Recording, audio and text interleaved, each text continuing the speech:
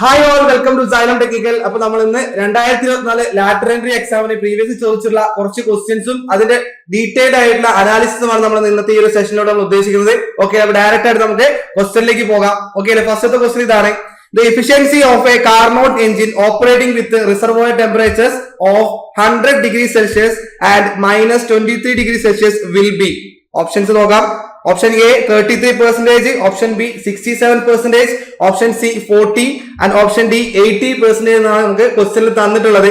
അപ്പൊ നമുക്ക് ഇവിടെ ഈ ഒരു ക്വസ്റ്റ്യൻ കിട്ടുമ്പോൾ നമുക്ക് കാർനോട്ട് എഞ്ചിൻ എന്ന് പറയുന്ന എഞ്ചിനെ പറ്റിയുള്ള ഡീറ്റെയിൽ ആയ കാര്യം നമുക്ക് അറിയേണ്ടതുണ്ട്. നമുക്കറിയാം കാർനോട്ട് എഞ്ചിൻ എന്ന് പറയുന്നത് നമുക്ക് ഐഡിയൽ ആയിട്ടുള്ള ഒരു എഞ്ചിൻ ആണെന്നുള്ളത് നമ്മൾ ക്ലിയർ ആയിട്ട് പഠിച്ചിട്ടുണ്ട്. അപ്പോൾ ആ ഐഡിയൽ എഞ്ചിനിൽ നമുക്കറിയാം അതിന്റെ എഫിഷ്യൻസി എന്ന് പറയുന്നത് അതിന്റെ ഇക്വേഷൻ കൃത്യമായിട്ട് നമുക്ക് അറിഞ്ഞിരിക്കണം. അപ്പോൾ കാർനോട്ട് എഞ്ചിൻസിനെ കുറിച്ച് പറയുമ്പോൾ നമുക്ക് അവിടെ 4 പ്രോസസ്സിലൂടെയാണ് ഈ ഒരു കാർനോട്ട് സൈക്കിൾ അല്ലെങ്കിൽ കാർനോട്ട് എഞ്ചിൻ വർക്ക് കംപ്ലീറ്റ് ആവുന്നത്. നോക്കി, ഒരു സൈക്കിൾ കംപ്ലീറ്റ് ആവുന്നത് 4 പ്രോസസ്സിലൂടെയാണെന്ന് അറിയാം. 2 ഐസെൻട്രോപിക് പ്രോസസ്സുകളും 2 ഈ പറഞ്ഞ പോലെ നമുക്ക് അഡിയാബാറ്റിക് പ്രോസസ്സുമാണ് വരുന്നുള്ള കാര്യം ഓർക്കുക. ഐസോതെർമൽ പ്രോസസ്സുകളും അതുപോലെ തന്നെ അഡിയാബാറ്റിക് പ്രോസസ്സുമാണ് വരുന്നുള്ള കാര്യം അറിഞ്ഞിരിക്കുക. അപ്പൊ നമുക്ക് ഇതിലെ PV ഡയഗ്രം നോക്കുകയാണെന്നുണ്ടെങ്കിൽ അവിടെ ക്ലിയർ ആയിട്ട് നമുക്ക് 4 പ്രോസസ്സുകളും കൃത്യമായിട്ട് മനസ്സിലാക്കാം. Okay, first of all 1 to 2 എന്ന് പറയുന്ന പ്രോസസ് ഐസോതെർമൽ എക്സ്പാൻഷൻ ആണ്. then 2 to 3 എന്ന് പറയുന്നത് ഐസെൻട്രോപിക് എക്സ്പാൻഷൻ. then 3 to 4 എന്ന് പറയുന്നത് ഐസോതെർമൽ കംപ്രഷൻ ആണ്. then 4 to 1 എന്ന് പറയുന്നത് അഗൈൻ നോക്കിയാ ഐസെൻട്രോപിക് കംപ്രഷനുമാണ് വരുന്നത്. അപ്പോൾ ഇങ്ങനെ 4 പ്രോസസ്സിലൂടെയാണ് നമ്മുടെ ഈ ഒരു സൈക്കിൾ കംപ്ലീറ്റ് ആയി കിട്ടുന്നത് എന്നുള്ള കാര്യം വളരെ ക്ലിയർ ആയിട്ട് മനസ്സിലാക്കി വെക്കുക. ഓക്കെ അല്ലേ?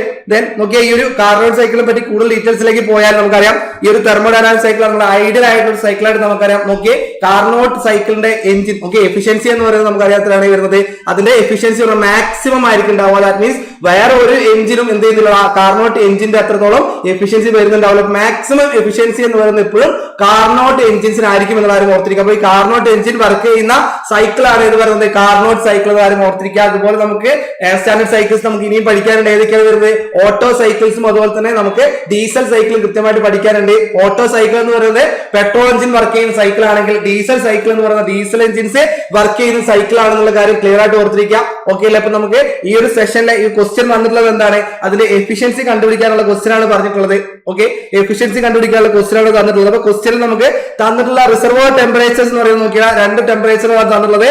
ഒന്ന് 100 ഡിഗ്രി സെൽഷ്യസും അതുപോലെ minus 23 ഡിഗ്രി സെൽഷ്യസും ആണ് അല്ലെ. അപ്പോൾ അതിൽ നോക്കിക്കഴിഞ്ഞാൽ എവിടെ നോക്കിക്കഴിഞ്ഞാൽ കൃത്യമായിട്ട് കോൾഡ് ടെമ്പറേച്ചർ നോക്കിയാൽ ചെറിയ ടെമ്പറേച്ചർ, ലോവർ ടെമ്പറേച്ചറും ഹയർ ടെമ്പറേച്ചറും നമുക്ക് അവിടെ നിന്ന് വളരെ ക്ലിയർ ആയിട്ട് ഓർത്തിരിക്കാൻ. നോക്കി, ഹോട്ട് ടെമ്പറേച്ചറും അതുപോലെ തന്നെ കോൾഡ് ടെമ്പറേച്ചറും എത്രയാണ് വരുന്നത് എന്നുള്ള കാര്യം അവിടെ നമുക്ക് ആ 2 ടെമ്പറേച്ചർ കാണുമ്പോൾ തന്നെ മനസ്സിലാക്കാൻ വേണ്ടി സാധിക്കും. അപ്പോൾ ഇങ്ങനെ ഒരു ക്വസ്റ്റ്യൻ കിട്ടിക്കഴിഞ്ഞാൽ നിങ്ങൾ ആദ്യം ചെയ്യേണ്ടുള്ള കാര്യം എന്ന് പറയുന്നത് ഇവിടെ നമുക്ക് അതിന്റെ ഇക്വേഷൻ എന്ന് പറയുന്നത് കാർനോട്ട് സൈക്കിളിന്റെ അല്ലെങ്കിൽ കാർനോട്ട് എഞ്ചിന്റെ എഫിഷ്യൻസിയുടെ ഇക്വേഷൻ എന്ന് പറയുന്നത് കൃത്യമായിട്ട് അറിഞ്ഞിരിക്കാം. Okay, efficiency equal to 1 minus TC divided by TH എന്നുള്ളതാണ് നമ്മൾ ഇക്വേഷൻ വരുന്നത്. ക്ലിയർ അല്ലേ? 1 minus TC divided by TH എന്നതാണ് നമ്മളെ ഇക്വേഷൻ വരുന്നുണ്ടാവുക. വേർ TC എന്ന് പറയുന്നത് കോൾഡ് ടെമ്പറേച്ചർ ആണ്. കോൾഡ് ടെമ്പറേച്ചർ പറയുമ്പോൾ അബ്സല്യൂട്ട് ടെമ്പറേച്ചർ ആണ് എന്നുള്ള കാര്യം വളരെ ക്ലിയർ ആയിട്ട് ആദ്യമേ മനസ്സിലാക്കി വെക്കുക.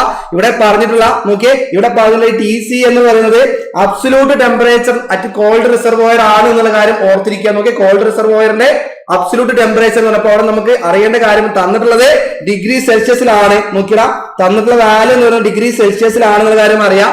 അതിന് നമ്മൾ എന്ത് ചെയ്യണം? കെൽവിനിലേക്ക് നമ്മൾ എന്ത് ചെയ്യണം?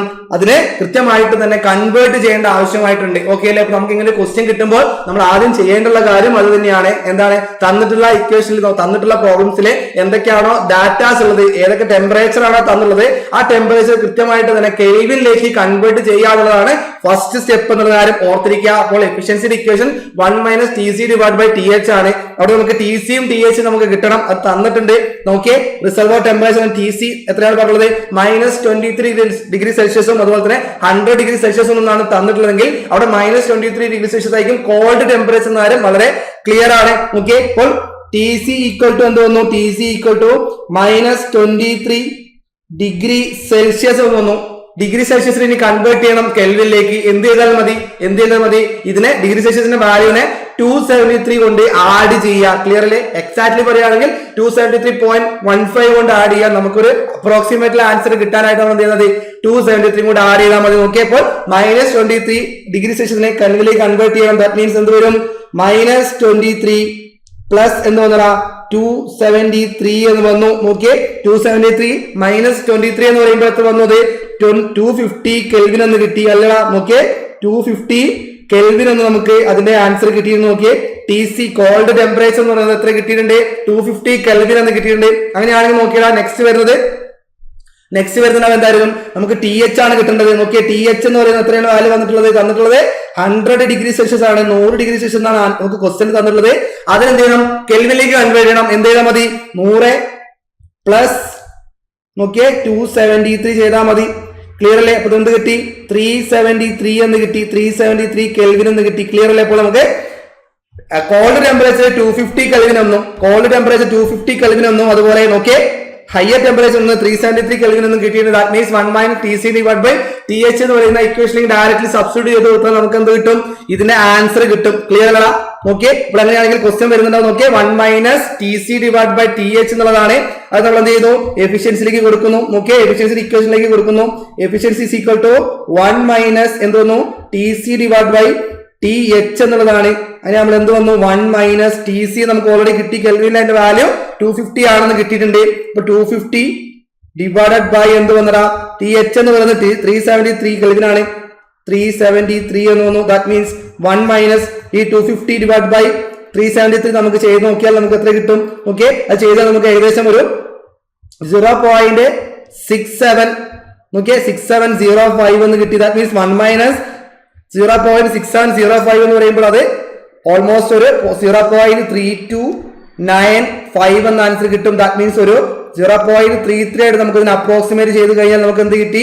അതിന്റെ എഫിഷ്യൻസി എന്ന് പറഞ്ഞാൽ പെർസെന്റേജിലേക്ക് എടുത്തുകൊണ്ട് കിട്ടി 33% എന്ന് കിട്ടും. ക്ലിയർ അല്ലേ? നോക്കിയേ, ആൻസർ വന്നത് മനസ്സിലായില്ലേ? നോക്കിയാൽ വളരെ ക്ലിയർ ആണ്. നമുക്ക് ചെയ്തത് വളരെ ക്ലിയർ ആണ്. നോക്കിയേ, 33% നമുക്ക് എന്ത് എഫിഷ്യൻസി കിട്ടിയിട്ടുണ്ട്. ഇനി ഓപ്ഷനിലേക്ക് നോക്കുകയാണെങ്കിൽ നോക്കിയേ, ഓപ്ഷൻ എയിൽ 33% എന്ന് വളരെ ക്ലിയർ ആയിട്ട് തന്നിട്ടുണ്ട്.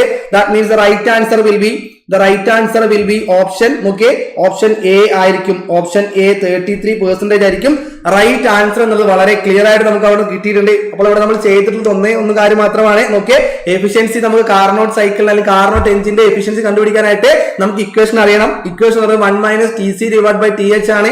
അതിലെ ടെമ്പറേച്ചർ എന്ന് പറയുന്നത് അബ്സൊല്യൂട്ട് ടെമ്പറേച്ചർ ആയതുകൊണ്ട് തന്നെ നമുക്ക് തന്നിട്ടുള്ള ടെമ്പറേച്ചർ ഡിഗ്രി സെൽഷ്യസിലാണ് എന്നുണ്ടെങ്കിൽ അതിന് നമ്മൾ എന്തെങ്കിലും കെൽവിനിലേക്ക് കൺവേർട്ട് ചെയ്യണം. അതാണ് ഫസ്റ്റ് സ്റ്റെപ്പ് നമ്മൾ ചെയ്യേണ്ടത്.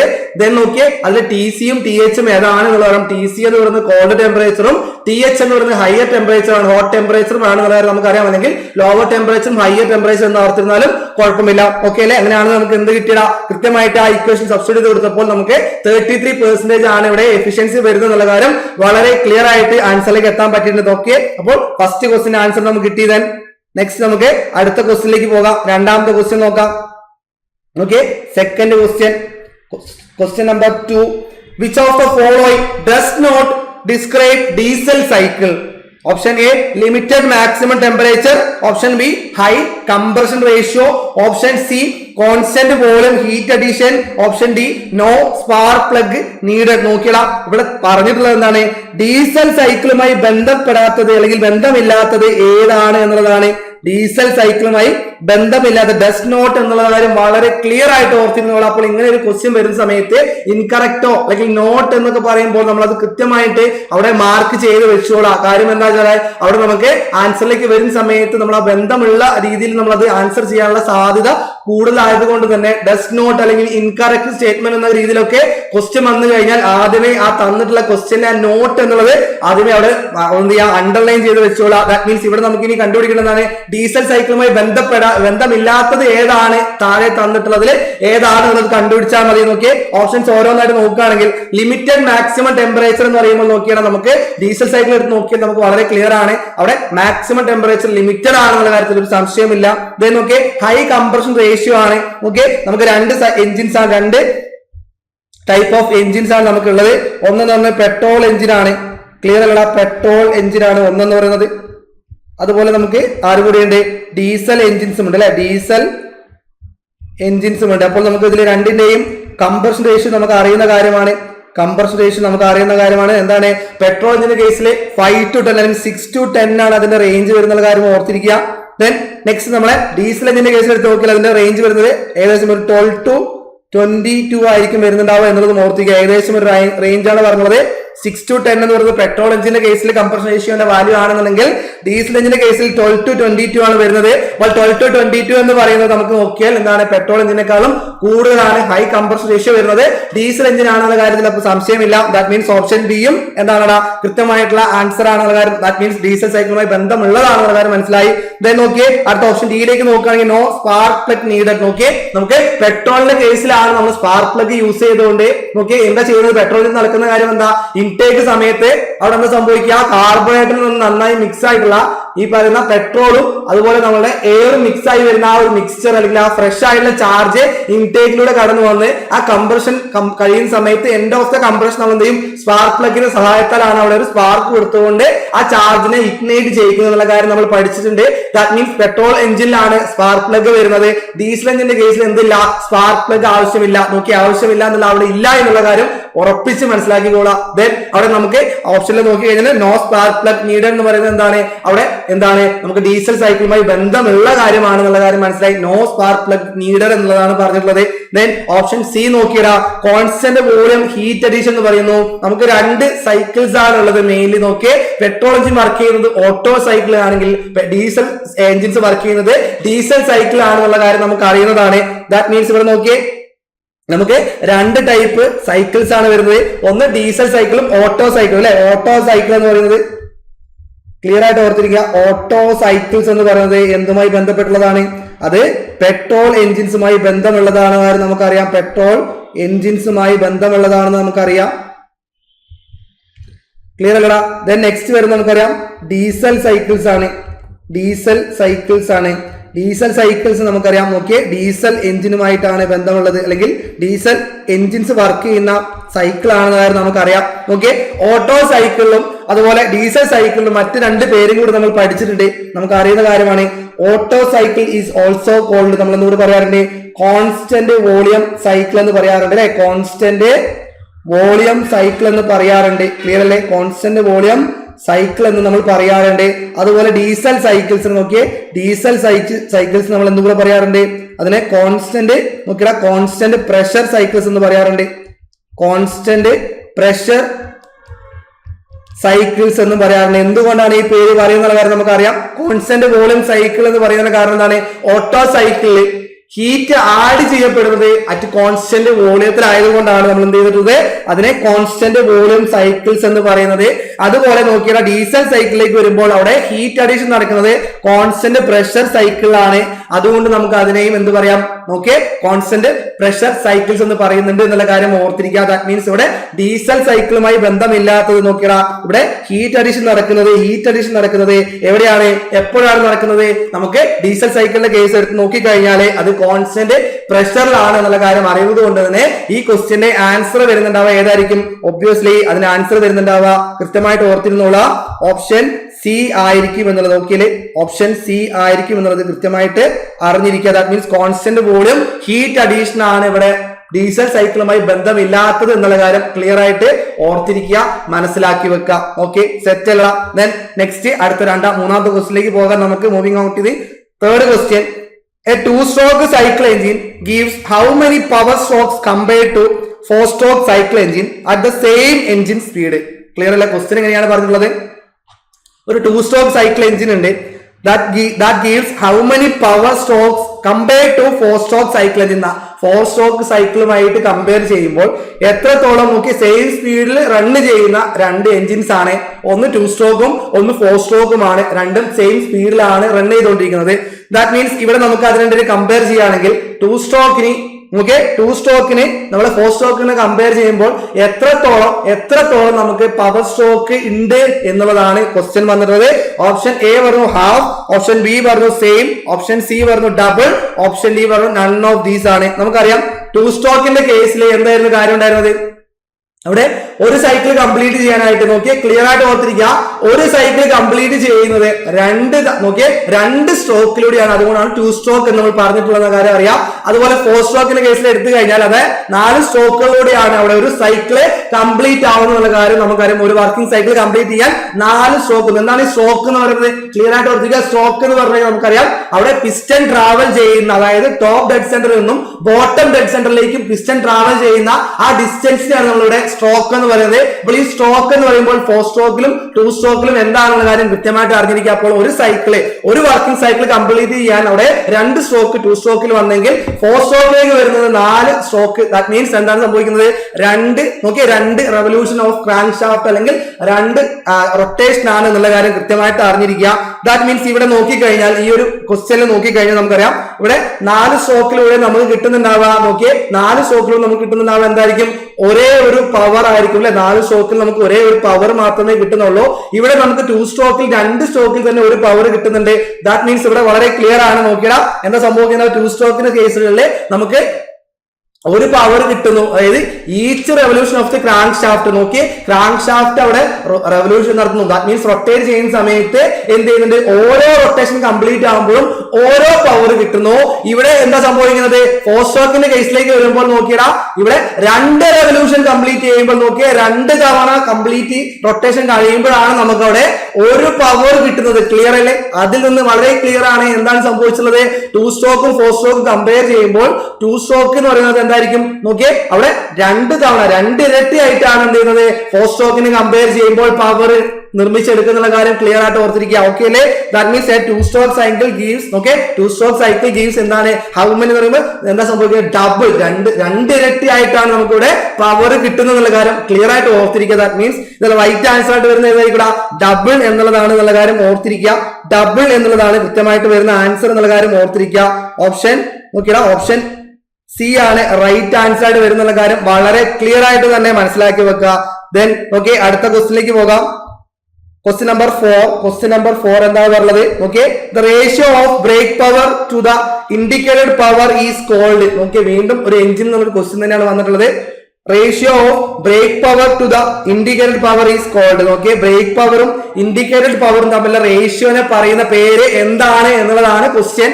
ഓപ്ഷൻസ് നോക്കിയാൽ mechanical efficiency, overall efficiency, indicated thermal efficiency and option D volumetric efficiency എന്ന് തന്നിട്ടുണ്ട്. 4 ഓപ്ഷൻസ് ആണ് ഇവിടെ തന്നിട്ടുള്ളത് അല്ലെ.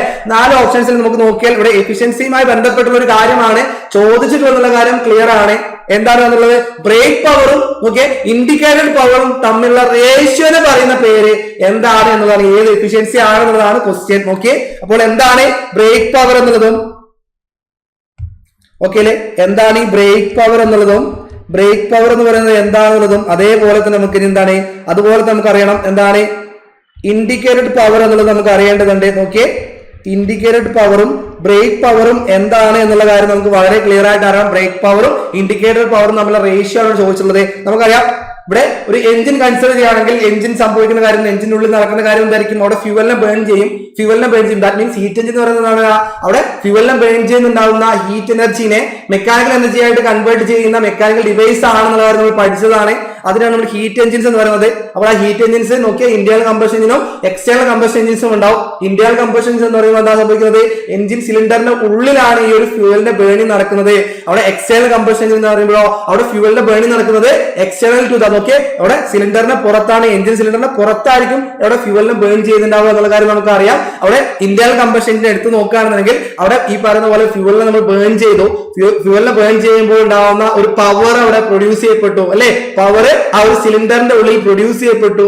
That power is called indicated power. നോക്കിയേ, പവർ നോക്കിയേ എഞ്ചിൻ സിലിണ്ടറിന്റെ ഉള്ളിൽ ക്രിയേറ്റ് ചെയ്യപ്പെടുന്ന ആ പവറിനെയാണ് നമ്മൾ ഇൻഡിക്കേറ്റഡ് പവർ എന്ന് പറയുന്നത്. Power developed inside the engine cylinder. Clear അല്ലേ? എഞ്ചിൻ സിലിണ്ടറിന്റെ ഉള്ളിൽ നോക്കിയേ, എഞ്ചിൻ സിലിണ്ടറിന്റെ ഉള്ളിൽ ഉത്പാദിപ്പിക്കുന്ന അല്ലെങ്കിൽ പ്രൊഡ്യൂസ് ചെയ്യപ്പെടുന്ന ഡെവലപ്പ് ചെയ്യപ്പെടുന്ന ആ പവറിനെയാണ് നമ്മൾ ഇൻഡിക്കേറ്റഡ് പവർ എന്ന് പറയുന്നത്. ക്ലിയർ അല്ലേ?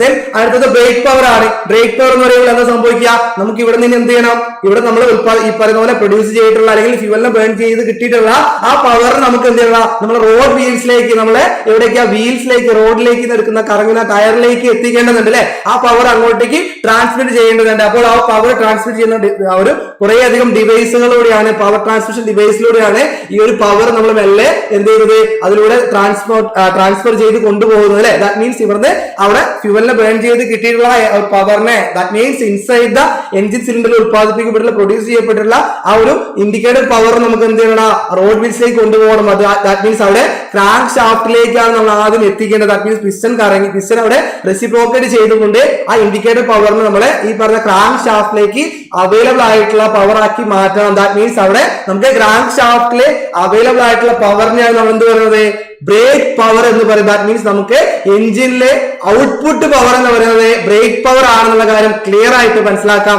ദാറ്റ് മീൻസ് അവിടെ എഞ്ചിന്റെ ഉള്ളിൽ ഈ ഫ്യൂവൽ ബേൺ ചെയ്ത് നമുക്ക് കിട്ടുന്ന പവർ, ദാറ്റ് മീൻസ് അവിടെ ഫ്യൂവലിൽ കിട്ടുന്ന പവർ നമ്മളെ ക്രാങ്ക് ഷാഫ്റ്റിലേക്ക് അവൈലബിൾ ആക്കി എത്തുന്നു. അവിടേക്ക് എത്തുന്ന ആ പവർ നമ്മൾ ബ്രേക്ക് പവർ എന്ന് പറയുന്നത്. ദാറ്റ് മീൻസ് അതാണ് നമ്മളെ പവർ ഔട്ട്പുട്ട് എന്ന് പറയുന്നത്. നോക്കിയാൽ ക്ലിയർ അല്ലേ? അപ്പോൾ ബ്രേക്ക് പവർ എന്താണെന്നുള്ളതും ഇൻഡിക്കേറ്റർ പവർ എന്താണെന്നും കൃത്യമായിട്ട് അറിഞ്ഞിരിക്കുക, മനസ്സിലാക്കി വെക്കുക. ക്ലിയർ അല്ലേ? ദാറ്റ് മീൻസ് അതിന്റെ എഫിഷ്യൻസിന് പറയുന്ന പേരാണ് മെക്കാനിക്കൽ എഫിഷ്യൻസി എന്നുള്ള കാര്യം ക്ലിയർ ആയിട്ട് ക്രിസ്റ്റൽ ക്ലിയർ ആയിട്ട് ഓർത്തിരിക്കുക. Okay, that means option A mechanical efficiency ആണ് ഇവിടെ റൈറ്റ് ആൻസർ വരുന്നത്. ഓപ്ഷൻ എ മെക്കാനിക്കൽ എഫിഷ്യൻസി ആണ് റൈറ്റ് ആൻസർ വരുന്നത്. ദാറ്റ് മീൻസ് എന്താണ് ഇവിടെ ബ്രേക്ക് പവറിന്റെയും ഇൻഡിക്കേറ്റർ പവറിന്റെയും റേഷ്യോ എന്ന് പറയുന്ന പേര് മെക്കാനിക്കൽ എഫിഷ്യൻസി ആണെന്നുള്ള കാര്യം കൃത്യമായിട്ട് അറിഞ്ഞിരിക്കുക. ഓക്കെ, അങ്ങനെയാണ് ഇവിടെ ഞാൻ പറഞ്ഞു indicator power inside the engine സിലിണ്ടറിനുള്ളിൽ അവിടെ എന്ത് ചെയ്തു, അവിടെ സിലിണ്ടറിന്റെ ഉള്ളിൽ എന്ത് സംഭവിച്ചിട്ടുണ്ട്, അവിടെ ഫ്യൂവൽ കൃത്യമായി ഡെവലപ്പ് ചെയ്തിട്ടുണ്ട്. ആ ഡെവലപ്പ് ചെയ്തിട്ടുള്ള ആ ഒരു എനർജി നോക്കിയ പവറിനെ നമ്മൾ അവിടെ ബ്രേക്ക് പവറിലേക്ക്, ദാറ്റ് മീൻസ് അവിടെ നമ്മുടെ ക്രാങ്ക് ഷാഫ്റ്റിലേക്ക് കൊണ്ടുവന്നു, അവിടെ അവൈലബിൾ ആയിട്ട് കിട്ടിയിട്ടുണ്ട്. നോക്കിയ ഇൻ ബിറ്റ്വീൻ നമുക്ക് ഏറ്റവും കൂടുതൽ പവർ എന്ന് പറയുന്നത് ഈ രണ്ടെണ്ണം കമ്പയർ ചെയ്യുമ്പോൾ അവിടെ ഗ്രേറ്റർ പവർ എന്ന് പറയുന്നത് എപ്പോഴും എന്തായിരിക്കും, ഇവിടെ ഇൻഡിക്കേറ്റർ പവർ ആയിരിക്കില്ലേ? ക്ലിയർ അല്ല? അപ്പോൾ അവിടെ പ്രൊഡ്യൂസ് ചെയ്യപ്പെട്ടുള്ള പവർ എന്ന് പറയുന്നത് ഇൻഡിക്കേറ്റർ പവർ ആണ്. ആ ഇൻഡിക്കേറ്റർ പവർ ആയിരിക്കും ഗ്രേറ്റർ പവർ അല്ലെങ്കിൽ കൂടുതൽ ഉണ്ടാവുക, അല്ലെ എമൗണ്ടിൽ കൂടുതൽ ഉണ്ടാവുക എന്നത് സംശയമില്ല. കാര്യം എന്താണ്, ഈ ഒരു ഇൻഡിക്കേറ്റർ പവറിനെയാണ് അങ്ങോട്ട് കൊണ്ടുപോകുന്നത്. അത് കൊണ്ടുപോകുന്ന സമയത്ത് ഇൻ ബിറ്റ്വീൻ അവിടെ എന്ത് സംഭവിക്കും, അവിടെ നമുക്ക് പിസ്റ്റൺ ട്രാവൽ ചെയ്യുമ്പോൾ ഉണ്ടാവുന്ന ഫ്രിക്ഷൻ കാരണം കൊണ്ടൊക്കെ അവിടെ ഫ്രിക്ഷൻ ലോസ് ഉണ്ടാവും. ആ ലോസ് കഴിഞ്ഞിട്ടുള്ള പവർ മാത്രമാണ് എവിടേക്ക് എത്തുന്നുണ്ടാവുക, ഇവിടെ നമുക്ക് ക്രാങ്ക് ഷാഫ്റ്റിലേക്ക് അവൈലബിൾ ആയിട്ട് കിട്ടുന്നുണ്ടാവുക എന്നുള്ള കാര്യം ക്ലിയർ ആയിട്ട് ഓർത്തിരിക്കുക. ഫ്യൂവലിനെ കത്തിച്ച് കിട്ടുന്ന മുഴുവൻ പവറിനെയും നമുക്ക് എന്ത് ചെയ്യാൻ സാധിക്കില്ല, അവിടെ ക്രാങ്ക് ഷാഫ്റ്റിലേക്ക് അവൈലബിൾ ആയിട്ട് കൊണ്ടുപോകാനായിട്ട് പറ്റില്ല എന്നുള്ള കാര്യം മനസ്സിലാക്കി വെക്കുക. അതുകൊണ്ട് തന്നെ ഇൻഡിക്കേറ്റർ പവർ ആയിരിക്കും ബ്രേക്ക് പവറിനേക്കാളും കൂടുതലായിട്ട് ഉണ്ടാവുക. അപ്പൊ നോക്കിയേ, ഇവിടെ നമുക്ക് ഈ രീതിയിൽ ഇവിടെ നമുക്ക് എന്ത് സംഭവിക്കുന്നത്, ലോസ് സംഭവിക്കുന്നുണ്ട് അല്ലെ? ഫ്രിക്ഷൻ കാരണം ഒരു ലോസ് സംഭവിക്കുന്നുണ്ട്. ആ ലോസ് അല്ലെങ്കിൽ ആ ലോസ് കാരണം നഷ്ടപ്പെടുന്ന പവറിനെയാണ് നമ്മൾ എന്ത് പറയുന്നത്, ഫ്രിക്ഷണൽ പവർ എന്ന് പറയുന്നത് എന്നുള്ള കാര്യം ക്ലിയർ ആയിട്ട് ഓർത്തിരിക്കുക. നോക്കിയപ്പോൾ ഇൻഡിക്കേറ്റഡ് പവർ എന്ന് പറഞ്ഞു കഴിഞ്ഞാൽ it is A power develop inside the engine cylinder. Nokia engine സിലിണ്ടറിന്റെ ഉള്ളില് ഡെവലപ്പ് ചെയ്തിട്ടുള്ള പവറിനെയാണ് നമ്മൾ എന്ത് പറഞ്ഞിട്ടുള്ളത്, ഇൻഡിക്കേറ്റഡ് പവർ എന്ന് പറയുന്ന കാര്യം ഓർത്തിരിക്കുക. അതുപോലെ ബ്രേക്ക് പവർ എന്ന് പറയുന്നത് this is the actual power available at the crank shaft and may be call the power output of the engine എന്നുള്ളതും ഓർത്തിരുന്നാൽ മതി. ദെൻ ഇത് എന്ന് പറയുന്നത് എപ്പോഴെന്തായിക്കടാ, ഇൻഡിക്കേറ്റഡ് പവറിനേക്കാളും ലെസ് ദാൻ ആയിരിക്കും എന്നുള്ള കാര്യം കൂടെ കൃത്യമായിട്ട് ഓർത്തിരിക്കുക. നമുക്ക് ക്ലിയർ ആണ്. ദെൻ അങ്ങനെയാണെങ്കിൽ കുറവ് വരാനുള്ള കാരണം എന്താണ്, അവിടെ ഉണ്ടായിട്ടുള്ള ഫ്രിക്ഷണൽ ലോസ് ആണ്. ആ ഫ്രിക്ഷൻ ലോസ് കാരണം നഷ്ടപ്പെടുന്ന ആ പവറിനെ നമ്മൾ എന്ത് പറയും, ഫ്രിക്ഷണൽ പവർ എന്ന് പറയും. ദാറ്റ് മീൻസ് നോക്കിയേ, it is a power loss in overcoming the friction between the piston and cylinder walls or between the crankshaft and camshaft and their bearing etc. നോക്കി അവിടെ മൂവ് ചെയ്യപ്പെടുന്ന എല്ലാ മെമ്പേഴ്സിലും അവിടെ ഫ്രിക്ഷൻ ഡെവലപ്പ് ചെയ്യും. ആ ഡെവലപ്പ് ചെയ്യുന്ന friction കാരണം അവിടെ ലോസ് ഉണ്ടാവുകയും ആ ലോസ് കാരണം നഷ്ടപ്പെടുന്ന പവർ നമ്മൾ ഫ്രിക്ഷണൽ പവർ എന്ന് പറയുകയും ചെയ്യും എന്നുള്ള കാര്യം മനസ്സിലാക്കി വെക്കുക. ദാറ്റ് മീൻസ് ഇവിടെ നമുക്ക് ഫ്രിക്ഷണൽ പവർ കണ്ടുപിടിക്കണം. ഫ്രിക്ഷണൽ പവർ നമുക്ക് കണ്ടുപിടിക്കുന്ന കാര്യം ഓർത്തിരിക്കുക. ഫ്രിക്ഷണൽ പവർ നമ്മൾ FP ആയിട്ട് എടുക്കുകയാണെങ്കിൽ നമുക്കറിയാം ഇൻഡിക്കേറ്റഡ് പവർ ആണ് അവിടെ ഇൻസൈഡ് എൻജിൻ സിലിണ്ടറിനുള്ളിൽ നമ്മൾ ഡെവലപ്പ് ചെയ്തതെങ്കിൽ ആ ഇൻഡിക്കേറ്റഡ് പവർ നമുക്ക് എന്ത് ചെയ്താൽ മതി, ബ്രേക്ക് പവർ നമുക്ക് എന്ത് ചെയ്താൽ മതി, ഡിഫറൻസ് എടുത്തു കഴിഞ്ഞാൽ നമുക്ക് എന്ത് കിട്ടും, ആ ഡിഫറൻസ് എടുത്തു കഴിഞ്ഞാൽ നമുക്ക് ആ ഫ്രിക്ഷണൽ പവർ കിട്ടും എന്നുള്ള കാര്യം ഓർത്തിരിക്കുക. That means it is the difference between, that means frictional power is the difference between indicated power and break power എന്നുള്ള കാര്യം വളരെ ക്ലിയർ ആയിട്ട് തന്നെ ഓർത്തെടുക്കുക, മനസ്സിലാക്കി വെക്കുക. ഓക്കെ അല്ല, ക്ലിയർ അല്ലേ? നോക്കി അപ്പോൾ ഫ്രിക്ഷണൽ പവർ എന്താണെന്ന് മനസ്സിലാക്കിയിട്ടുണ്ട്. ഫ്രിക്ഷണൽ പവർ എന്താണെന്ന് മനസ്സിലാക്കി, ബ്രേക്ക് പവറും ഇൻഡിക്കേറ്റർ പവർ എന്താണെന്ന് മനസ്സിലാക്കി. മെക്കാനിക്കൽ എഫിഷ്യൻസി എന്ന് പറഞ്ഞാൽ ബ്രേക്ക് പവറിന്റെയും ഇൻഡിക്കേറ്റർ പവറിന്റെയും എന്താണ് റേഷ്യോ ആണെന്നുള്ള കാര്യം കൂടെ ക്ലിയർ ആയിട്ട് ഓർത്തെടുക്കുക, മനസ്സിലാക്കി വെക്കുക. ഓക്കെ അല്ലേ, ക്ലിയർ അല്ലേ? അപ്പോൾ നമുക്ക് ഈ രീതിയിലുള്ള ക്വസ്റ്റ്യൻസ് ഒക്കെ വന്നു കഴിഞ്ഞാൽ വളരെ എളുപ്പത്തിൽ നിങ്ങൾ ഈ രീതിയിൽ തന്നെ മനസ്സിലാക്കി വെക്കാനായിട്ട് ശ്രദ്ധിക്കുക, സെറ്റ് ആയിട്ട് വെക്കുക. Okay, next question soft solder is consist of. നോക്കിയാ ക്വസ്റ്റ്യൻ നമ്പർ 5 ആണല്ലേ. Soft solder consist of, okay, ഏതൊക്കെയാണ് പറഞ്ഞത്?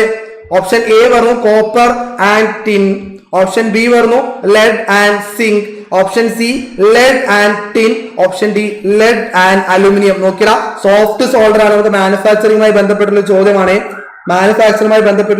സോഫ്റ്റ് സോൾഡർ എന്ന് പറയുന്നത് എന്തൊക്കെ ചേർന്നിട്ടുള്ളതാണ് നമ്മളത് നിർമ്മിക്കുന്നത്, ആ സോൾഡറിനെ നിർമ്മിക്കുന്നതല്ല, സോഫ്റ്റ് സോൾഡറിന് വേണ്ടി യൂസ് ചെയ്യുന്നത് എന്നുള്ള കാര്യമാണ് നമുക്ക് അറിയേണ്ടത്. ഓപ്ഷൻസ് വളരെ ക്ലിയർ ആയിട്ട് തന്നിട്ടുണ്ട്. നമുക്കറിയാം സോഫ്റ്റ് സോൾഡർ എന്ന് പറയുന്നത്, നോക്കിയാൽ സോഫ്റ്റ് സോൾഡർ എന്ന് പറയുന്നത് നിർമ്മിച്ചുള്ളത് കൃത്യമായിട്ട് അറിഞ്ഞിരിക്കുക. ലെഡിന്റെയും ക്ലിയർ അല്ല, ലെഡിന്റെയും അതുപോലെ ടിന്നിന്റെയും കോമ്പിനേഷൻ കൊണ്ടാണെന്നുള്ള കാര്യം അറിഞ്ഞിരിക്കുക. ലെഡിന്റെയും അതുപോലെ ടിന്നിന്റെയും കോമ്പിനേഷൻ കൊണ്ടാണ് നമ്മൾ എന്ത് ചെയ്തിട്ടുള്ളത്, സോഫ്റ്റ് സോൾഡർ നിർമ്മിച്ചിട്ടുള്ളത് എന്നുള്ള കാര്യം ഓർത്തിരിക്കുക. ഇവിടെ ലെഡിന്റെ കോമ്പോസിഷൻ കൃത്യമായിട്ട് അറിഞ്ഞിരിക്കുക. ലെഡിന്റെ കോമ്പോസിഷൻ എന്ന് പറയുന്നത് ഓൾമോസ്റ്റ് കോമൺലി യൂസ് ചെയ്യുന്നതിൽ 40% ആണെന്നുള്ളതും ടിന്നിന്റെ കോമ്പോസിഷൻ പറയുന്നത് ബാക്കി വരുന്നത് 60% ആണെന്നുള്ള കാര്യം കൃത്യമായിട്ട് അറിഞ്ഞിരിക്കുക. അപ്പോൾ 60% ടിന്നും 40% ലെഡുമാണ് നമ്മൾ മെയിൻ കോമൺലി യൂസ് ചെയ്യുന്ന സോഫ്റ്റ് സോൾഡറിൽ യൂസ് ചെയ്യുന്ന കാര്യം അറിഞ്ഞിരിക്കുക. ദാറ്റ് മീൻസ് ഇവിടുത്തെ right answer will be option ചെയ്ത് നോക്കിയാൽ അറിയാം, ഓപ്ഷൻ സി ആയിരിക്കും റൈറ്റ് ആൻസർ ആയിട്ട് വരുന്നുണ്ടാവുക. ഓക്കെ, ലെഡ് ആൻഡ് ടിൻ ആണ് റൈറ്റ് ആൻസർ ആയിട്ട് വരുന്നുണ്ടാവുക എന്നുള്ള കാര്യം കൃത്യമായിട്ട് അറിഞ്ഞിരിക്കുക, മനസ്സിലാക്കി വെക്കുക. ഓക്കെ അല്ലേ, ക്ലിയർ അല്ലേ? ദെൻ നെക്സ്റ്റ് ക്വസ്റ്റിലേക്ക് പോകാം. Moving on to the next question. Question number 6 ആണ്. ഓക്കെ അല്ല, ക്വസ്റ്റ്യൻ നമ്പർ 6 എന്താണ് ക്വസ്റ്റ്യൻ പറഞ്ഞിട്ടുള്ളത്? The cutting tool in a milling machine is mounted on. Okay, milling machine നോക്കിയ മെഷീൻ ടൂൾസുമായിട്ടുള്ള ക്വസ്റ്റ്യൻ ആണ്. മില്ലിംഗ് മെഷീൻ എന്ന് പറയുന്ന മെഷീനിലെ നോക്കിയാ മില്ലിംഗ് മെഷീനിൽ യൂസ് ചെയ്യുന്ന കട്ടിംഗ് ടൂളിനെ, മില്ലിംഗ് കട്ടറിനെ, ഇതാണ് കട്ടിംഗ് ടൂൾ എന്ന് പറയുന്നത് മില്ലിംഗ് കട്ടർ ആണ്. ആ മില്ലിംഗ് കട്ടർ നമ്മൾ എവിടെയാണ് മൗണ്ട് ചെയ്തിട്ടുള്ളത് എന്നുള്ളതാണ് നമുക്ക് അറിയേണ്ടത്. ഏത് ഭാഗത്താണ് ഈ ഒരു കട്ടിംഗ് ടൂളിനെ, മില്ലിംഗ് കട്ടറിനെ നമ്മള് മില്ലിംഗ് മെഷീനിൽ നമ്മൾ എന്ത് ചെയ്തിട്ടുള്ളത്, ഹോൾഡ് ചെയ്തിട്ടുള്ളതാണ് നമുക്ക് അറിയേണ്ടത്. ക്ലിയർ ആണ്? നോക്കിയാൽ അപ്പൊ മില്ലിംഗ് മെഷീൻ എന്ന് പറയുന്നത് നമുക്കറിയാം, നമുക്ക് വേണ്ട ഒരു സൈസിലേക്ക്, നമുക്കൊരു പ്രൊഡക്റ്റിന്റെ ഷേപ്പിലേക്ക് ആക്കാൻ വേണ്ടി മെഷീൻ ചെയ്യാൻ വേണ്ടി യൂസ് ചെയ്യുന്ന ഒരു ഡിവൈസ് ആണ് അല്ലെങ്കിൽ ടൂൾ ആണെന്നുള്ള കാര്യം നമുക്ക് ക്ലിയർ ആണ്. ധാരാളം ഓപ്പറേഷൻസ് നമുക്ക് മില്ലിംഗ് മെഷീനിലൂടെ നമ്മൾ ചെയ്തെടുക്കുന്ന കാര്യം ഓർത്തിരിക്കുക. ഓക്കെ അല്ലേ, ക്ലിയർ അല്ലേ? അതിനാണ് നമുക്ക് ഓപ്ഷൻസ് തന്നുള്ളത്. Option A spindle, option B column, option C knee and option D arbor എന്നുള്ള പറഞ്ഞ 4 ഓപ്ഷൻസ് ആണ് നമുക്ക് തന്നിട്ടുള്ളത്. വളരെ ഇമ്പോർട്ടന്റ് ആയ ക്വസ്റ്റ്യൻ ആണ്, ഒരുപാട് തവണ ചോദിച്ചിട്ടുള്ള ഒരു ചോദ്യമാണ്, റിപ്പീറ്റ് ചെയ്ത് ചോദിക്കുന്ന ഒരു ചോദ്യമാണെന്ന കാര്യം ഓർത്തിരിക്കുക. നമുക്ക് കൃത്യമായിട്ട് തന്നെ അതിനൊരു ഡയഗ്രത്തിലൂടെ അതൊന്ന് മനസ്സിലാക്കാൻ വേണ്ടി ശ്രദ്ധിക്കാം. ഓക്കെ, ഇവിടെ നമുക്ക് ഈ കാണുന്നതാണ് ഒരു മില്ലിംഗ് മെഷീൻ. നമുക്ക് വളരെ എളുപ്പത്തിൽ മനസ്സിലാക്കാൻ ഒരു ലൈൻ സ്കെച്ച് ആണ് തന്നുള്ളത്. നോക്കിയേ എന്തൊക്കെ പാർട്സുകളാണ് മെയിൻലി വരുന്നുള്ള കാര്യം ഓർത്തിരിക്കുക. ഇവിടെ ക്ലിയർ ആയിട്ട് ഓർത്തിരിക്കുക. നമുക്ക് ഇവിടെ ഏറ്റവും താഴെ നമുക്കൊരു ബേസ് കാണാം അല്ലെ, ഒരു ബേസ് കാണാം. ആ ബേസിന്റെ മുകളിലാണ് ഈ പറയുന്ന എല്ലാ പാർട്സുകളും ഉള്ളത് എന്നുള്ള കാര്യം കൂടെ ഓർത്തിരിക്കുക. ക്ലിയർ ആണ്? ഓക്കെ, അതിന് മുകളിൽ നമുക്കിവിടെ ഈ ഒരു വെർട്ടിക്കൽ പോർഷൻ നമുക്കൊരു കോളം കാണാം. ഓക്കെ, അതുപോലെ നമുക്ക് ഇവിടെ ഒരു നീ കാണാൻ സാധിക്കുന്നുണ്ട്. അതിന് മുകളിലായിട്ട് നമുക്ക് ഈ കാണുന്ന രീതിയിൽ നമുക്കൊരു ടേബിൾ കാണുന്നുണ്ട്. ആ ടേബിളിന് മുകളിലാണ് നമുക്ക് മില്ല് ചെയ്യേണ്ട അല്ലെങ്കിൽ മെഷീൻ ചെയ്യേണ്ടതായിട്ടുള്ള വർക്ക് പീസ് നമ്മൾ ഹോൾഡ് ചെയ്യുന്നുണ്ടാവുക. അപ്പോൾ ഈ മില്ലിംഗ് മെഷീന്റെ വർക്കിംഗ് പ്രിൻസിപ്പിൾ നോക്കി കഴിഞ്ഞാൽ ഇവിടെ എന്താ സംഭവിക്കുന്നത്? ടൂൾ എന്താണ്? ടൂൾ ഇവിടെ റൊട്ടേറ്റ് ചെയ്തുകൊണ്ടിരിക്കുകയാണ്. ആ റൊട്ടേറ്റ് ചെയ്യുന്ന ടൂളിലേക്ക് നമ്മൾ വർക്ക് പീസിനെ ഫീഡ് ചെയ്ത് കൊടുത്തുകൊണ്ടാണ് ആ മെഷീനിങ് കംപ്ലീറ്റ് ചെയ്യുന്നുള്ള കാര്യം ക്ലിയർ ആയിട്ട് ഓർത്തിരിക്കുക. ഓക്കെ, അപ്പോൾ ഇവിടെ നോക്കിയാൽ ക്ലിയർ ആയിട്ട് ഓർത്തിരിക്കുക. ഈ കാണുന്നതാണ് നമ്മൾ കട്ടിംഗ് ടൂള്. ഈ കാണുന്ന കട്ടിംഗ് ടൂള് നമ്മൾ ഹോൾഡ് ചെയ്തിട്ടുള്ളത് ഈ കാണുന്ന ആർബറിലാണെന്നുള്ള കാര്യം മനസ്സിലാക്കി വെക്കുക. ആർബറിന് മുകളിലാണ് നമ്മളെ മില്ലിംഗ് മെഷീനിലുള്ള കട്ടിംഗ് ടൂളിനെ, മില്ലിംഗ് കട്ടറിനെ നമ്മൾ ഹോൾഡ് ചെയ്തു എന്നുള്ള കാര്യം ക്ലിയർ ആയിട്ട് തന്നെ മനസ്സിലാക്കി വെക്കുക. ക്ലിയർ അല്ലേ? നോക്കിയേ, നമ്മൾ അവിടെ നോക്കിക്കഴിഞ്ഞാൽ നമുക്ക് കാണാം ആർബർ എന്ന് പറയുന്ന പാർട്ടിലാണ് നമ്മളെ കട്ടിംഗ് ടൂളിനെ, മില്ലിംഗ് കട്ടർ നമ്മൾ ഹോൾഡ് ചെയ്തിട്ടുള്ള കാര്യം ക്ലിയർ ആയി. That means the right answer will be, നോക്കിയേ, the right answer will be, നോക്കിയാൽ ഏതാ വരുന്നുണ്ടാവുക? ഓപ്ഷൻ ഡി ആണ് വരുന്നത്. ആർബർ ആണ് റൈറ്റ് ആൻസർ ആയിട്ട് വരുന്നുള്ള കാര്യം ക്ലിയർ ആയിട്ട് മനസ്സിലാക്കി. ദെൻ അങ്ങനെയാണെങ്കിൽ ബാക്കി വരുന്ന നോക്കിയാൽ ഏതൊക്കെയാണ് വരുന്നത്? സ്പിൻഡിൽ എന്താണെന്നുള്ളതും കോളം എന്താണ്, നീ എന്താണെന്നുള്ളതും നമുക്ക് നോക്കാം. എന്തൊക്കെയാണ് വരുന്നത് നോക്കാം. ഫസ്റ്റ് ഓഫ് ഓൾ ആർബർ ആണ്. ആർബർ നമ്മൾ പറഞ്ഞു, a shaft that used to hold and rotate the milling cutter in horizontal milling machine. Horizontal milling മെഷീൻസിൽ നമ്മൾ എന്ത് ചെയ്യുന്നു? അവിടെ ഈ പറഞ്ഞ രീതിയിൽ നമുക്ക് എന്ത് ചെയ്യുന്നുണ്ട്? ഹോൾഡ് ചെയ്യാനും, നമ്മൾ കട്ടിംഗ് ടൂളിൽ ഹോൾഡ് ചെയ്യാനും അതിനെ റൊട്ടേറ്റ് ചെയ്യാനും വേണ്ടിയിട്ടുള്ള കാര്യങ്ങൾ ചെയ്യുന്നത് ആർബറിലൂടെയാണെന്നുള്ള കാര്യം ക്ലിയർ ആയിട്ട് തന്നെ ഓർത്തിരിക്കുക. അപ്പൊ റൈറ്റ് ആൻസർ മനസ്സിലായല്ലോ. ദെൻ അടുത്തത് വരുന്നത് കോളമാണ്. കോളം എന്ന് പറയുന്നത് നമുക്കറിയാം ഈ ഒരു എൻറ്റയർ മെഷീന്റെ മേജർ സപ്പോർട്ടിംഗ് പാർട്ടാണ്. That means it is positioned vertically on the base. നോക്കിയേ, ആ ബേസിനെ വെർട്ടിക്കലി ആയിട്ട് പ്ലേസ് ചെയ്തിട്ടുള്ള ആ സപ്പോർട്ടിംഗ് മെമ്പറിനാണ് നമ്മൾ പറയുന്നത് കോളം എന്ന് പറയുന്ന കാര്യം ഓർത്തിരിക്കുക. അതൊരു ബോക്സ് ഷേപ്പ് ആണെന്ന കാര്യം ക്ലിയർ ആയിട്ട് ഓർത്തിരിക്കുക. That means it contains the feed. Nokia table feed ചെയ്യാൻ ഡ്രൈവ് മെക്കാനിസംസും ആ സ്പിൻഡിലിനെയും നോക്കിയട ആ മോട്ടർ നമ്മൾ എന്ത് ചെയ്യുന്നു? നമ്മുടെ മോട്ടറിൽ നിന്നുള്ള നോക്കി നമുക്ക് അവിടെ പവർ കിട്ടുന്നത് മോട്ടറിൽ നിന്നാണ്. ആ മോട്ടറിൽ നിന്നുള്ള പവർ നമ്മൾ ഡയറക്റ്റ് ആയിട്ട് കൊടുക്കുന്നത് സ്പിൻഡിലേക്കാണ്. ആ സ്പിൻഡിൽ നിന്നാണ് നമുക്ക് എന്ത് ചെയ്യുന്നത്? നമ്മുടെ റൊട്ടേറ്റിംഗ് ആയിട്ടുള്ള കട്ടിംഗ് ടൂളിലേക്ക് കൊടുക്കുന്ന കാര്യം ഓർത്തിരിക്കുക. അപ്പോൾ ഈ സ്പിൻഡിലൊക്കെ കൃത്യമായിട്ട് നമ്മൾ നോക്കിയേ എവിടെയാണ് വെച്ചിട്ടുള്ളത്? ഈ ഒരു കോളത്തിലാണെന്നുള്ള കാര്യം അറിഞ്ഞിരിക്കുക. നോക്കിയേ, ഒരു ഡോഗ്ടെയിൽ ഗൈഡ് വേ നമ്മൾ അവിടെ പ്രൊവൈഡ് ചെയ്തിട്ടുണ്ട്. ആ ഡോഗ്ടെയിൽ ഗൈഡ് വേയിലൂടെയാണ് നമ്മൾ എന്ത് ചെയ്ത് നീ അവിടെ കൃത്യമായി കൃത്യമായിട്ട് മൂവ് ചെയ്തുകൊണ്ടിരിക്കുന്ന കാര്യം ഇവിടെ ഓർത്തിരിക്കുക. ഈ കാണുന്ന ആളാണ് നമ്മളെ ഈ ഒരു കോളം എന്നുള്ള കാര്യം ഓർത്തിരിക്കുക. ഈ കോളത്തിലാണ് ഈ പറഞ്ഞ ഡ്രൈവ് മെക്കാനിസംസ് ഒക്കെ പ്രൊവൈഡ് ചെയ്തിട്ടുള്ള ഒരു ബോക്സ് ഷേപ്പ് ആണ് ഇതിനുള്ളതെന്നുള്ള കാര്യം ഓർത്തിരിക്കുക. ഇവിടെ ഒരു ഡോഗ്ടെയിൽ ഗൈഡ് വേ കൊടുത്തിട്ടുണ്ട്. ഓക്കെ, ആ ഡോഗ്ടെയിൽ ഗൈഡ് വേയിലൂടെയാണ് ഈ കാണുന്ന നീ എന്ത് ചെയ്തത് മുകളിലേക്കും അപ്പ് ആൻഡ് ഡൗൺ മോഷനിൽ മൂവ് ചെയ്തുകൊണ്ടിരിക്കുന്ന കാര്യം ഓർത്തിരിക്കുക. ദെൻ ഓക്കെ, അടുത്ത വരുന്ന നീ ആണ്. നീ എന്ന് പറയുന്ന ഒരു ഗ്രേ അയൺ കാസ്റ്റിംഗ് ആണ്. അത് എന്ത് ചെയ്യുന്ന നമ്മൾ ഈ കാണുന്ന ആ വെർട്ടിക്കൽ ഗൈഡ് വേസിലൂടെ നോക്കിയേ, അവിടെ ആ ഒരു കോളത്തിന് കോളത്തിൽ കൊടുത്തിട്ടുള്ള ആ വെർട്ടിക്കൽ ഗൈഡ് വേസിലൂടെ മൂവ് ചെയ്യുന്നു. അപ്പ് ആൻഡ് ഡൗൺ ആണ് മൂവ് ചെയ്യുന്നത്. അത് എന്തിനാണ് യൂസ് ചെയ്യുന്നത്? They are modify the gap between cutter and the work piece on the table. നമുക്ക് അവിടെ വലിയ സൈസുള്ള ഒബ്ജക്റ്റ് അല്ലെങ്കിൽ വർക്ക് പീസുകളാണെന്നുണ്ടെങ്കിൽ അത് കൃത്യമായിട്ട് അതിലൊരു ഗ്യാപ്പ് മെയിൻറ്റെയിൻ ചെയ്യേണ്ട ആവശ്യമായിട്ട് ഒരു മെഷീൻ ചെയ്യണമെന്നുണ്ടെങ്കിൽ അപ്പോൾ ആ ഒരു ഗ്യാപ്പ് മോഡിഫൈ ചെയ്ത് മെയിൻറ്റെയിൻ ചെയ്യുന്നത് ആരാണ്? നീ എന്ന് പറയുന്ന പാർട്ടാണ്. കാര്യം ഓർത്തിരിക്കുക. എങ്ങനെയാണ് അത് മോഡിഫൈ ചെയ്യുന്നത്? നമുക്ക് ആ നീ എന്ത് ചെയ്യാൻ സാധിക്കും? അവിടെ കോളത്തിൽ കൊടുത്തിട്ടുള്ള ആ ഒരു ഡോഗ്ടെയിൽ ഗൈഡ് വേസിലൂടെ അതിന് മൂവ് ചെയ്തുകൊണ്ടാണ് ആ ഒരു രീതിയിൽ നമുക്ക് അവിടെ മോഡിഫൈ ചെയ്യാൻ പറ്റുന്നു എന്നുള്ള കാര്യം കൂടെ മനസ്സിലാക്കി വെക്കുക. Okay, this vertical motion is done by utilising elevating screw provided below the knee. ആ നീക്ക് താഴെ ഒരു എലിവേറ്റിംഗ് സ്ക്രൂ കൊടുത്തിട്ടുണ്ട്. ആ എലിവേറ്റിംഗ് സ്ക്രൂ യൂസ് ചെയ്തുകൊണ്ടാണ് ഈ രീതിയിൽ അപ്പ് ആൻഡ് ഡൗൺ മോഷൻ ചെയ്യുന്നത് എന്നുള്ള കാര്യം കൂടെ മനസ്സിലാക്കി വെക്കുക.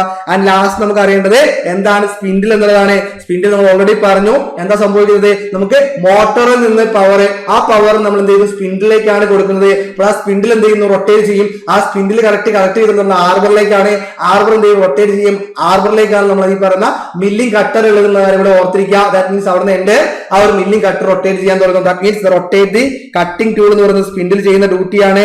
That means it is driven by the motor and control the cutting speed. Cut ചെയ്യാൻ വേണ്ടിയിട്ടുള്ള ആ സ്പീഡിനെ കൺട്രോൾ ചെയ്യുന്ന സ്പിൻഡിലൂടെ ആണെന്നുള്ള കാര്യം കൂടെ മനസ്സിലാക്കി വെക്കുക. ഓക്കെ അല്ല, ഇത്രയുമാണ് നമുക്ക് ഈ ഒരു പാർട്ടിലൂടെ നമുക്ക് മനസ്സിലാക്കാനായിട്ടുള്ളത്. അപ്പൊ നമുക്ക് ഇതിന് ബാക്കി വന്നുള്ള കുറച്ച് ക്വസ്റ്റ്യൻസ് കൂടെ നെക്സ്റ്റ് ഒരു പാർട്ടിൽ ഞാൻ നിങ്ങൾക്ക് കൃത്യമായിട്ട് ഡിസ്ക്രൈബ് ചെയ്ത് തരുന്നതായിരിക്കും. അപ്പോൾ ഈ രീതിയിൽ കൃത്യമായിട്ടുള്ള കാര്യങ്ങൾ നോക്കിയേ, ഏതൊരു എക്സാം ആയിക്കോട്ടെ, ഏതൊരു എക്സാം ആണെങ്കിലും അവിടെ പ്രീവിയസ് ചോദിച്ചിട്ടുള്ള ചോദ്യങ്ങൾ കൃത്യമായിട്ട് മനസ്സിലാക്കുക.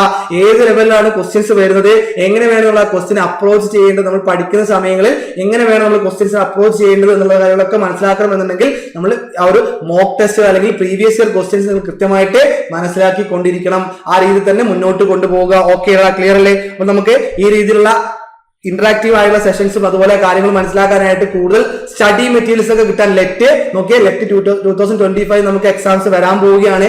ആ ലെറ്റ് 2025 നമുക്ക് ക്രാക്ക് ചെയ്യാനായിട്ട് സൈലം ടെക്നിക്കലിന്റെ ഭാഗത്ത് നമുക്ക് ഇവിടെ ക്ലിയർ ആയിട്ട് ഒരു വാട്സ്ആപ്പ് കമ്മ്യൂണിറ്റി ഉണ്ട്. ആ വാട്സ്ആപ്പ് കമ്മ്യൂണിറ്റി തികച്ചും ഫ്രീ ആയിട്ടുള്ള കമ്മ്യൂണിറ്റിയാണ്. അവിടെ സ്റ്റഡി മെറ്റീരിയൽസ് എല്ലാം കൃത്യമായിട്ട് നിങ്ങൾക്ക് അവിടെ സർക്കുലേറ്റ് ചെയ്യപ്പെടുന്നുണ്ട്. അപ്പോൾ അതുപോലെ ഫ്രീ ക്ലാസ്സുകൾ അതുപോലെ സ്റ്റഡി മെറ്റീരിയൽസ് കിട്ടാനായിട്ട് എന്ത് ചെയ്യുക? ഈ കാണുന്ന ഈ ഒരു വാട്സ്ആപ്പ് ഗ്രൂപ്പിലേക്ക് ഈ കാണുന്ന ഒരു വാട്സ്ആപ്പ് ഗ്രൂപ്പിലേക്ക് നിങ്ങൾ എന്ത് ചെയ്യുക? എത്രയും പെട്ടെന്ന് തന്നെ അവിടേക്ക് എത്താനായിട്ട് ശ്രദ്ധിക്കുക. അപ്പോൾ അവിടെ നമുക്ക് കൂടുതൽ കാര്യങ്ങൾ പഠിച്ച് കൂടുതൽ കാര്യങ്ങൾ മനസ്സിലാക്കി എന്ത് ചെയ്യണം? ആ ഒരു എക്സാം ലെറ്റ് എക്സാം ക്ലിയർ ചെയ്ത് നിങ്ങൾ ആഗ്രഹിക്കുന്ന, നിങ്ങൾ സ്വപ്നം കാണുന്ന നിങ്ങളുടെ ആ ഒരു കോളേജ് ലൈഫിലേക്ക്, അതായത് ആ ഒരു ഗവൺമെന്റ് കോളേജിലേക്ക് സീറ്റ് ഉറപ്പിക്കാനായിട്ട് നിങ്ങൾ ഇപ്പോൾ തന്നെ പഠിക്കുക.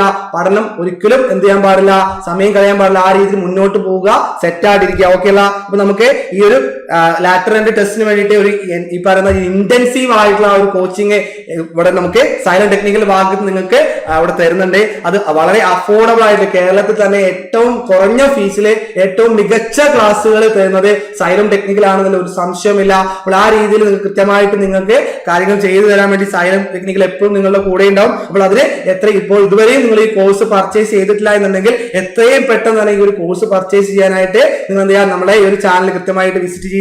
അപ്പോൾ കൂടുതൽ ഡീറ്റെയിൽസ് അറിയാനായിട്ട് നമുക്ക് ഈ ഒരു കാര്യങ്ങൾ ചെയ്യാനായിട്ട് നിങ്ങൾ എന്ത് ചെയ്യുക? എത്രയും പെട്ടെന്ന് തന്നെ ഈ ഒരു കോഴ്സ് 1 എന്ന് പറയുന്നതാണ് നമ്മുടെ കോഴ്സ് ഫീ വരുന്നത്. ഏറ്റവും അഫോർഡബിൾ ആയിട്ട് കേരളത്തിൽ തന്നെ ഇത്രയും ചെറിയ ഫീസിൽ ഇത്രയും മികച്ച ക്ലാസ്സുകൾ തരുന്ന ഒരു പ്ലാറ്റ്ഫോം നിങ്ങൾക്ക് കാണാനായിട്ട് സാധിക്കില്ല. അപ്പോൾ എന്ത് ചെയ്യുക? എത്രയും പെട്ടെന്ന് തന്നെ ഈ ഒരു ക്ലാസ്സുകൾ എത്രയും പെട്ടെന്ന് നിങ്ങൾ ചെയ്യാനായിട്ട് ശ്രദ്ധിക്കുക, ചേരാനായിട്ട് ശ്രദ്ധിക്കുക. അപ്പോൾ ക്ലാസ്സുകൾ ജനുവരി 1 മുതൽ സ്റ്റാർട്ട് ആയിട്ടുണ്ട്. ജനുവരി 1 മുതൽ ക്ലാസ്സുകൾ ഇവിടെ ഓൺഗോയിങ് ആണ്. അപ്പോൾ ഇനി അങ്ങോട്ടേക്ക് നിങ്ങൾക്ക് കൃത്യമായിട്ടുള്ള ക്ലാസ്സുകൾ കിട്ടി, കൃത്യമായിട്ടുള്ള മോക്ക് ടെസ്റ്റുകളും നിങ്ങൾക്ക് ഇന്റൻസീവ് ആയിട്ട് ഇന്ററാക്റ്റീവ് ആയിട്ടുള്ള ലൈവ് സെഷൻസും എല്ലാം കിട്ടാനായിട്ട് കൃത്യമായിട്ട് തന്നെ എന്ത് ചെയ്യുക? ഈ ഒരു കോഴ്സ് പർച്ചേസ് ചെയ്യാനായിട്ട് ശ്രദ്ധിക്കുക. Okay, thank you all.